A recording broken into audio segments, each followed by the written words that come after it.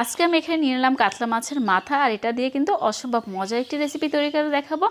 আর এটা দিয়ে এত মজার হয় যে এমনিতেই কিন্তু সব তরকারি বাদ দিয়ে কিন্তু এটা দিয়ে ভাত খেয়ে ফেলবেন। তো এই মাছের মাথাটা আমি কেটে তারপর কিন্তু ধুয়ে নিয়েছি। এখন দিয়ে দিচ্ছি লবণ, দিয়ে দিলাম হলুদ গুঁড়া। এখন মাছটাকে আমি ভালো করে মাখিয়ে নিব। এরপর যে আমি ডোলে ডোলে সম্পূর্ণ মাছের মধ্যে কিন্তু মাখিয়ে নিলাম।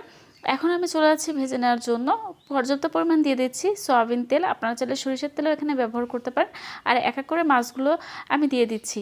তো বেশ কিছুক্ষণ ভাজার পরে এক সাইডটা যখন হয়ে গিয়েছে, আমি মাছগুলো উল্টে অপর সাইডটাও কিন্তু ভেজে নিচ্ছি। তো এই পর্যায়ে দেখুন মাছগুলো কিন্তু অলরেডি ভাজা হয়ে গিয়েছে। এখন আমি সবগুলো তুলে নিচ্ছি। ওই তেলে দিয়ে দিচ্ছি আস্ত জিরা ফোড়ন, আর দিয়ে দিচ্ছি বড় সাইজের একটা পেঁয়াজ কুচি। তো পেঁয়াজটা আমি হালকা করে তেলে ভেজে নিচ্ছি, এতে করে যে পেঁয়াজের কাঁচা গন্ধটা আছে সেটা কিন্তু চলে যাবে। তো এখন আমি দিয়ে দিচ্ছি আদা রসুন বাটা 2 চা চামচ, আর জিরা বাটা দিয়ে দিচ্ছি হাফ চা চামচ। এখানে চাইলে কিন্তু জিরার গুঁড়োটা ব্যবহার করা যাবে। তো এটাও বেশ কিছুক্ষণ তেলের মধ্যে আমি একটু নেড়ে চেড়ে নিলাম।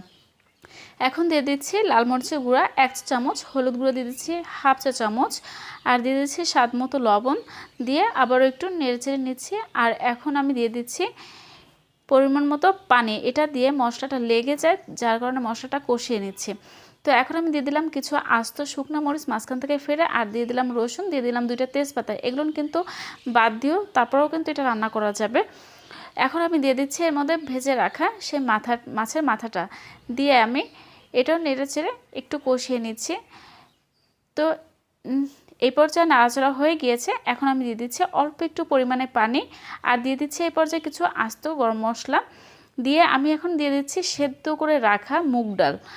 এখানে আমি 250 গ্রাম মুগ ডাল নিয়েছি। এখন আমি নেড়েছে তারপরে কিন্তু ডালের সাথে মাথাটা ভালো করে আমি একটু কষিয়ে নিলাম, এতে করে ডালের যে কাঁচা গন্ধটা আছে সেটা কিন্তু আর থাকবে না। তো এই পর্যায়ে কিন্তু ভালো করে কষিয়ে নেওয়া শেষ হয়ে গিয়েছে। এখন আমি 2 কাপ পরিমাণ দিয়ে দিচ্ছি পানি। তো 2 কাপ পানি দিয়ে ভালো করে কিন্তু মাছটাকে নেড়েচেড়ে তারপরে দিতে হবে। এরপর যে ঢাকনা দিয়ে ঢেকে আমি এটা রান্না করে নিচ্ছি।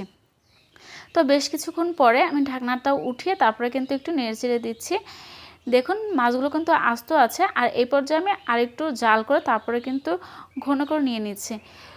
তো দেখুন বেশ কিছুক্ষণ নাড়াচাড়ার পরে এটাও কিন্তু হয়ে গিয়েছে। আর এটা খেতে কিন্তু অসম্ভব মজা ছিল। এই মুড়িঘণ্টটা যে এত মজার, একবার হলে বাসায় ট্রাই করে